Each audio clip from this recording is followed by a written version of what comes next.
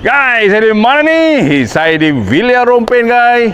Drive on Villa Rompin Resort, guys. Di mana? Di Lanjut. Jadi hari ini bersama dengan 92 orang pemain yang datang daripada Lembah Kelang, daripada Kedah pun ada. Jadi nak merasai bagaimana kehebatan Lanjut ataupun padang golf di Villa ni, guys, yang terkenal kerana panjang, kosnya banyak bangka. Jadi kita saksikan ragam mereka seramai 92 orang. Saya akan bawakan kepada anda.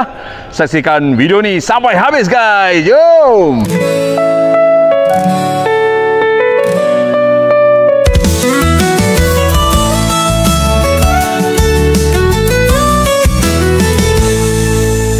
Pagi cerah langit biru yang gemilang, JMK datang buat semua orang senang.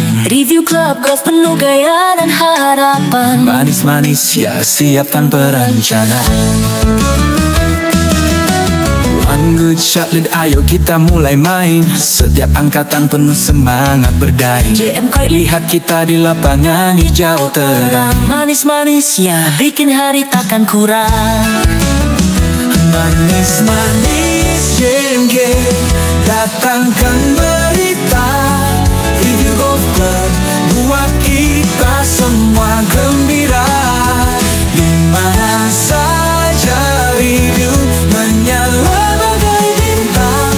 Siap-siap guys, waktunya gerak.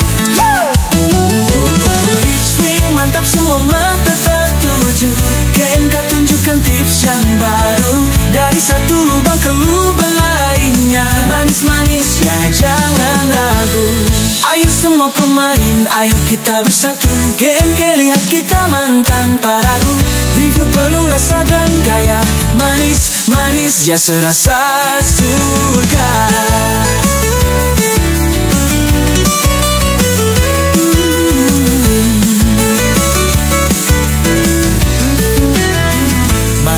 Manis JMK datangkan berita.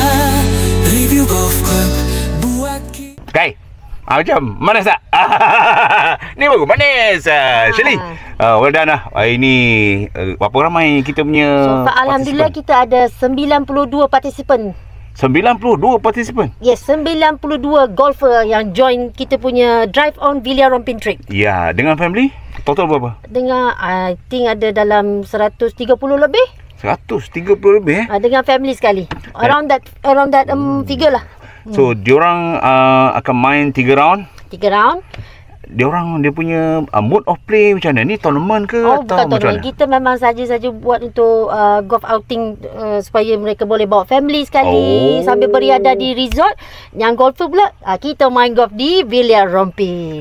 Memang main santai-santai. Yes, santai-santai. Ni antara yang datang ni daripada mana ni, Shirley? Diorang ni? Okey, rata-rata dari area Kuala Lumpur, KL itself. Ada dari Nilai. Negeri Sembilan pun ada juga. Ni kebanyakan Lembah Kelang punya golfer lah. Negeri Sembilan. Negeri Sembilan So, last question. Pesanan untuk mereka yang nak pergi join next trip, bila dan pesanan untuk diorang? Okey, tunggukan saya punya posting untuk update tarikh bila tu di TikTok saya. And kalau nak register cepat-cepat ya, sebab yang ni pun waiting list 30 tak dapat join. 30 lebih lah waiting list. Harga mesti sama juga. Harga mungkin ada kenaikan sedikit. Tapi tak banyak. Tak banyak. Tak banyak. Sikit saja. Sebab saya dah macam dah buat apa ni? Ada arrangement dengan pihak resort. Okey, kita akan dapatkan harga yang paling murah, lagi padu untuk golfers, supaya mereka dapat rasa harga yang murah tu dan mampu untuk pergi ke sini tanpa berbelanja banyak. Betul. Datangan family pun memang terbaik kat sini kan. Betul. Pesanan last, manis-manis satu. Manis-manis satu. Alright. Manis-manis JMK datangkan